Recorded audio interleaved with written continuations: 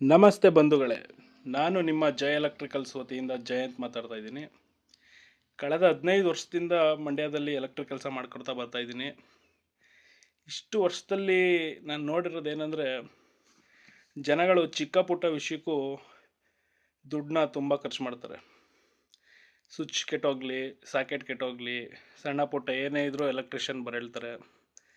ಆದರೆ ಇದೆಲ್ಲ ನೀವೇ ಮಾಡ್ಬೋದು, ತುಂಬ ಸುಲಭ ಇದೆ, ಭಯ ಪಡೋ ಅಗತ್ಯ ಇಲ್ಲ.